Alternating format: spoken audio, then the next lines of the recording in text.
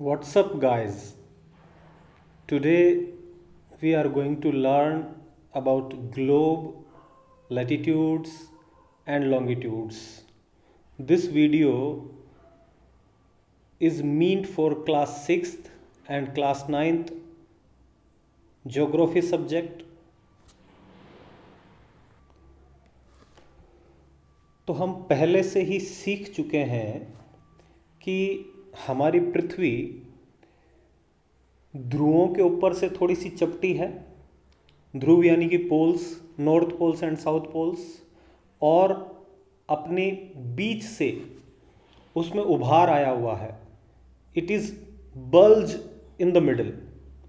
तो क्या कभी आपने ये इमेजिन किया है कि हमारी पृथ्वी दिखती कैसे है, कैसी दिखती है, किस तरह की है?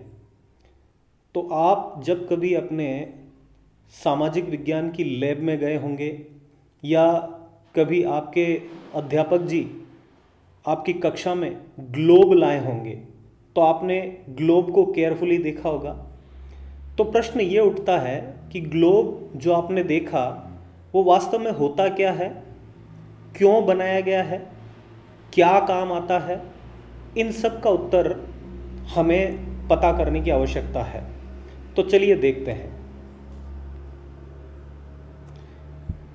ये एक ग्लोब है और ग्लोब रोटेट कर रहा है, और आप देख सकते हैं कि जैसा ग्लोब आपने अपनी कक्षा में देखा होगा वैसा ही कुछ प्रतिरूप यहाँ पे दिखाया गया है। और जैसे पृथ्वी रोटेट करती है अपने एक्सिस पे, वैसे ही ये वेस्ट टू ईस्ट यानी पश्चिम से पूरब की तरफ घूम रहा है।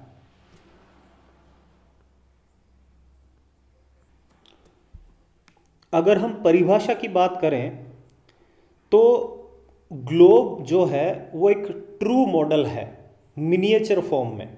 किसका? पृथ्वी का। क्या ये अलग अलग साइज का आता है? हाँ। क्या ये अलग अलग टाइप का आता है? हाँ। अलग अलग स्केल पे, अलग अलग साइज में, अलग अलग प्रकार में ग्लोब मिलता है। तो अगर हम डेफिनेशन की बात करें तो डेफिनेशन है globe is a true model miniature form of the earth. अब मिनिएचर फॉर्म क्यों? क्योंकि एग्जैक्ट फॉर्म जितनी पृथ्वी है, जितना पृथ्वी का आकार है, क्या हम उतना बड़ा ग्लोब बनाए तो उसको रखे कहाँ, समेटे कहाँ, कैसे उसको सहेजें? तो इसलिए मिनिएचर फॉर्म में हमने अर्थ के मिनिएचर फॉर्म में ग्लोब को बनाया है।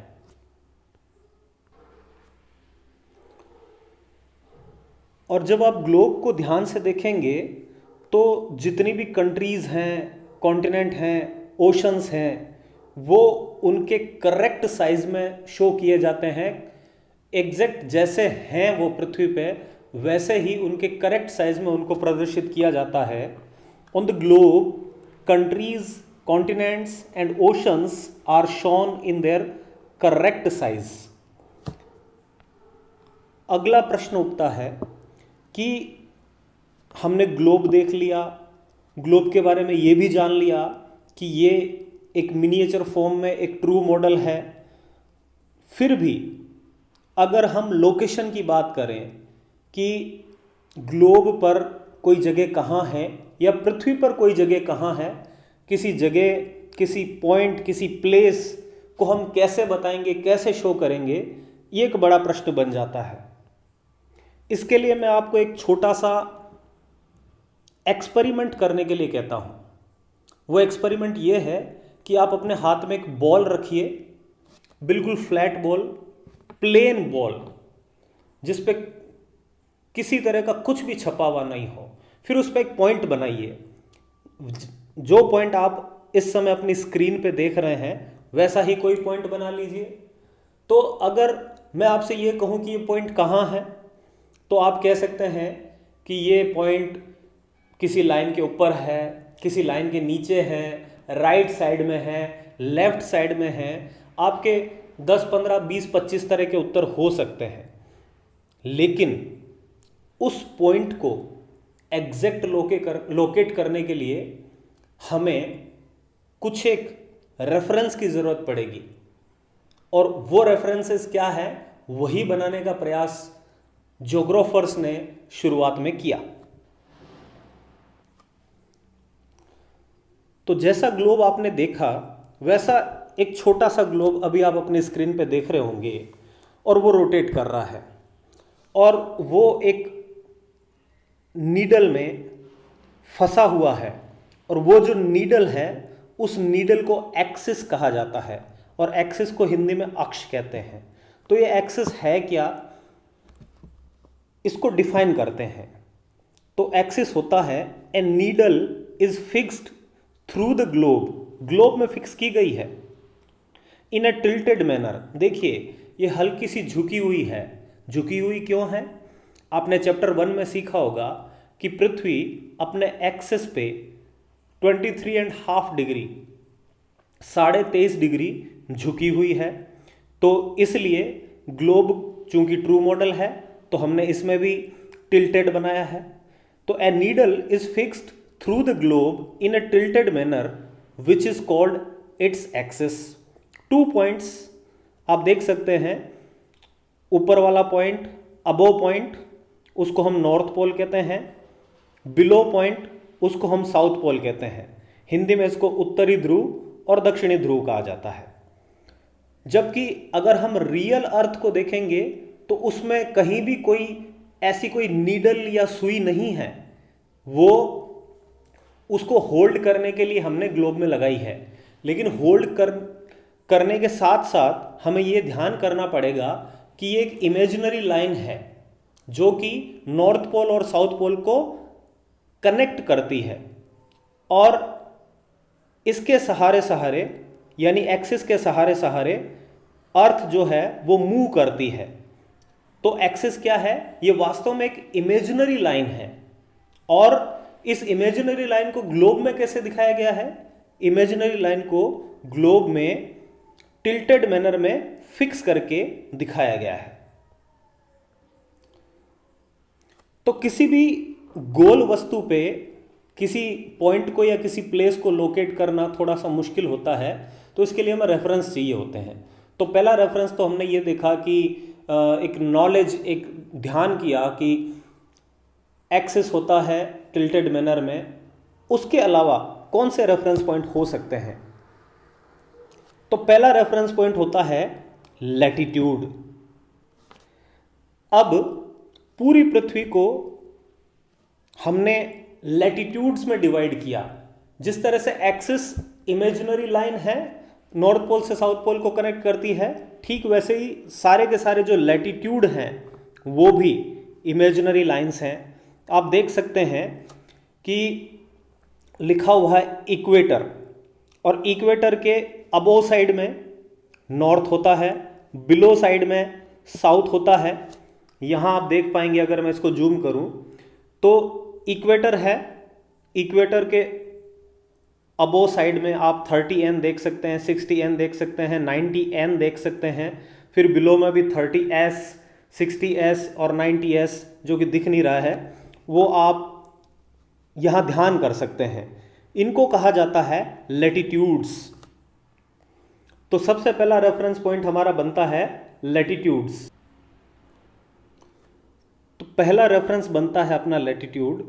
लैटिट्यूड इक्वेटर के नॉर्थ और साउथ दोनों तरफ देखे जा सकते हैं, आप बड़ी सावधानी से देखें। लेकिन सिर्फ लैटिट्यूड के सहारे अपना काम नहीं चल सकता है। तो यहां पर भी आप देख सकते हैं कि इक्वेटर के नॉर्थ में और इक्वेटर के साउथ में पोल्स तक सारे के सारे नॉर्थ लैटिट्यूड और साउथ लैटिट्यूड सारे के सारे दिए हुए हैं।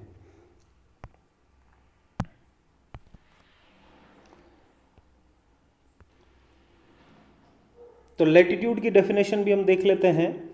An imaginary line running on the globe divides it into 2 equal parts. This line is known as the equator. The equator is an imaginary circle line. तो जो इक्वेटर है, जो इक्वेट करती है, 2 बराबर भागों में बांटती है पृथ्वी को, वो एक सर्कुलर लाइन है, पूरा का पूरा सर्कल है। All parallel circles from the equator up to the poles are called parallels of latitudes. Latitudes are measured in degrees. The equator represent the 0 degree latitude. जो इक्वेटर की वैल्यू है वो है 0 डिग्री, और जो इक्वेटर है वो ना तो नॉर्थ होता है ना साउथ होता है। इसके अबोव साइड में जितना भी जो आधा भाग है अर्थ का उसको नॉर्दर्न हेमिस्फीयर कहते हैं, और इसके बिलो में जितना भी जो आधा भाग है अर्थ का उसको सदर्न हेमिस्फीयर कहते हैं। यानी ऊपर वाला भाग उत्तरी गोलार्ध और नीचे वाला भाग दक्षिणी गोलार्ध कहलाता है। यहां पे आप लोगों के लिए, कुछ लोगों के लिए एक नया शब्द हो सकता है हेमिस्फीयर। हेमिस्फीयर का मतलब होता है गोलार्ध, यानी गोले का आधा, गोल अर्ध मिलकर के बनता है गोलार्ध। तो अगर इसको आप ध्यान से देखें तो पृथ्वी 2 भागों में बटी हुई है, 2 इक्वल हाफ्स। अबो हाफ कहलाता है नॉर्दर्न हेमिस्फीयर और बिलो हाफ कहलाता है सदर्न हेमिस्फीयर। तो इसको भी हम देख लेते हैं। The northern hemisphere is the part of earth located above the equator, यानी जो ऊपर में है। सदर्न हेमिस्फीयर यानी दक्षिणी गोलार्ध is the part of the earth located below the equator. लेकिन इस चैप्टर के शुरुआत में ही हम सब लोगों ने सीखा था, चूंकि पृथ्वी टिल्टेड मैनर में है, झुकी हुई है अपने एक्सिस पे 23.5 डिग्री, तो अगर इधर वाला आप देखेंगे तो इसको इधर से थोड़ा सा टिल्टेड मैनर में बनाया गया है। तो आप देख सकते हैं सदर्न हेमिस्फीयर थोड़ा सा झुका हुआ है, नॉर्दर्न हेमिस्फीयर भी झुका हुआ है। तो ये इसलिए झुके हुए हैं क्योंकि पृथ्वी अपने एक्सिस पे अपने एक्सिस पे टिल्ट है, झुकी हुई है।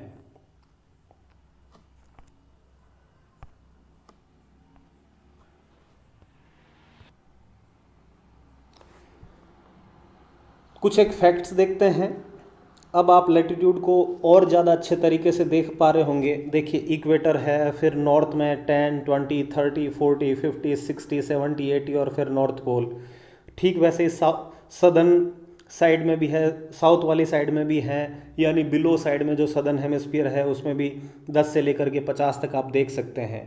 तो कुछ एक फैक्ट दिए हुए हैं कि latitudes are known as parallels, run in an east-west direction। ये ईस्ट से वेस्ट डायरेक्शन की तरफ खींचे जाते हैं, पूरब से पश्चिम या पश्चिम से पूरब, कुछ भी कह सकते हैं। measures distance north और south from the equator, are parallel to one another and never meet। ये पैरेलल हैं एक दूसरे की। आप देखिए कि जितनी दूरी ये यहाँ 0 से 10 के बीच में है नॉर्थ में, उतनी ही दूरी 10 से 20 के बीच में है, यानी पैरेलल हैं। ठीक है, तो ये एक दूसरे के पैरेलल चलते हैं नॉर्थ पोल और साउथ पोल दोनों की तरफ, लेकिन कभी भी आपस में मिलते नहीं हैं। Cross the prime meridian at right angles. जब हम अभी लॉन्गिट्यूड्स पढ़ेंगे तब हम जानेंगे कि प्राइम मेरिडियन क्या होता है, तब इस चीज़ को फिर से डिस्कस करेंगे। Lie in the planes that cross the earth axis at right angles get shorter towards the pole with only the equator the longest a great circle। तो अभी हम इसको फिर से अगर ध्यान से देखें तो जितनी लंबी ये इक्वेटर है, क्या उतना का उतना लंबा ये 10 डिग्री नॉर्थ है, 10 डिग्री नॉर्थ है? नहीं, ये इससे छोटा है। फिर 20 10 से ज़्यादा छोटा है, 30 20 से ज़्यादा छोटा है, 40 30 से छोटा है, 50 40 से छोटा है। तो जैसे जैसे हम पोल्स की तरफ जाते हैं, इनकी जो लेंथ है, जो पैरेलल्स की जो लेंथ है वो कम होती जाती है, और लास्ट में जब हम देखते हैं तो 90 डिग्री जो कि नॉर्थ पोल है या साउथ पोल है, वो केवल एक बिंदु के रूप में, केवल एक पॉइंट के रूप में रह जाता है। फिर कुछ एक इम्पोर्टेंट पैरेलल्स हैं लैटिट्यूड्स के। तो इक्वेटर के बारे में तो आपको पहले से ही पता है, ये 0 डिग्री होता है। ये ना तो नॉर्थ होता है ना साउथ होता है, it is neither north nor south. तो इसके अलावा कुछ एक इम्पोर्टेंट पैरेलल्स हैं। 23.5 डिग्री नॉर्थ, इसको कहते हैं ट्रॉपिक ऑफ कैंसर, और इसको आपको बहुत अच्छे से ध्यान करना है क्योंकि इसका आगे के चैप्टर में बहुत इम्पोर्टेंट रोल होगा।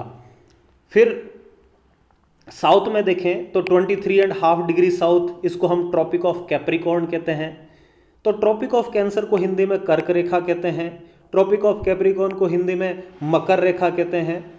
फिर हम जब नॉर्थ में और बढ़ते हैं तो वैल्यूज सेम हैं, आप देखें 23.5 डिग्री नॉर्थ और 23.5 डिग्री साउथ, नाम अलग है, कर्क रेखा और मकर रेखा। फिर 66.5 degree 66.5 degree north Arctic circle, फिर 66.5 डिग्री साउथ ये अंटार्कटिक सर्कल। फिर 90 डिग्री नॉर्थ को हम नॉर्थ पोल कहते हैं, फिर 90 डिग्री साउथ को हम साउथ पोल कहते हैं। तो these are important parallels of latitudes, Hindi में इनके नाम हैं। कैंसर वाला हो गया कर्क रेखा, फिर आर्कटिक सर्कल हो गया आर्कटिक वृत्त, फिर उत्तरी ध्रुव हो गया 90 डिग्री पे, फिर 90 डिग्री साउथ पे हो गया दक्षिणी ध्रुव, और 66.5 डिग्री को हम कहते हैं अंटार्कटिक सर्कल या अंटार्कटिक वृत्त।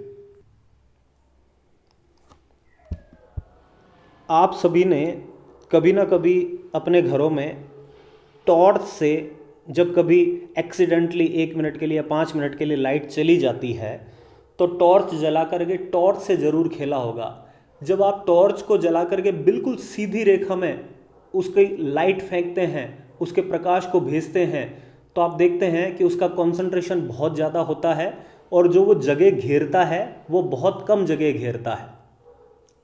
और अगर फिर आप उसको टिल्टेड मैनर में पकड़ करके उसकी लाइट को भेजते हैं तब आप देखते हैं कि वो जगह तो बहुत ज़्यादा कवर कर रहा है, लेकिन जो लाइट का जो कॉन्सेंट्रेशन है वो कम हो गया है। यानी कि अगर आप सीधे सीधे जाएंगे, सीधे सीधे उस लाइट के साथ जाएंगे तो लाइट का कॉन्सेंट्रेशन तो कम हो गया, ठीक है, लेकिन लाइट सीधी की सीधी जा रही है। तो ठीक वैसे ही चूंकि पृथ्वी झुकी हुई है 23.5 डिग्री टिल्ट है अपने एक्सिस पे, तो उस झुके हुए होने की वजह से जब वो पृथ्वी सूर्य के चारों तरफ चक्कर लगाती है तो पृथ्वी के अलग अलग भागों में जो लाइट मिलती है उस लाइट की जो अमाउंट है, उसकी जो मात्रा है वो कम और ज़्यादा होती जाती है। इसकी वजह से पूरे पृथ्वी पे अलग अलग हीट जोन्स बन जाते हैं। तो पहला हीट जोन जिसके बारे में हम जान रहे हैं वो है टॉरिड जोन। तो बीच में सन है और सन के चारों तरफ जब पृथ्वी घूमती है तो आप देखते हैं कि ट्रॉपिक ऑफ कैंसर जो कि 23.5 डिग्री उत्तरी अक्षांश है, 23.5 नॉर्दर्न लैटिट्यूड है, और जो ट्रॉपिक ऑफ कैंसर है 23.5 सदर्न लैटिट्यूड है। इन दोनों के बीच में ज़्यादातर टाइम पे सूरज की रोशनी, सनलाइट, सनरेज डायरेक्ट पड़ती है। तो वो जो एरिया है from 23.5 degree north to 23.5 degree south, यानी कर्क रेखा से मकर रेखा के बीच, from tropic of cancer to tropic of capricorn, इसके बीच का जो एरिया है वहाँ पे सूरज की जो रोशनी है, सनलाइट है और जो सनरेज है वो ज़्यादा टाइम तक मिलती है। तो जाहिर सी बात है वहाँ पे गर्मी ज़्यादा होगी, तो उसको हम कहते हैं टॉरिड जोन। इसकी जब हम डेफिनेशन देखते हैं, the mid day sun is exactly overhead at least once a year on all latitudes in between the Tropic of Cancer and Tropic of Capricorn. This area therefore receives the maximum heat and is called torrid zone.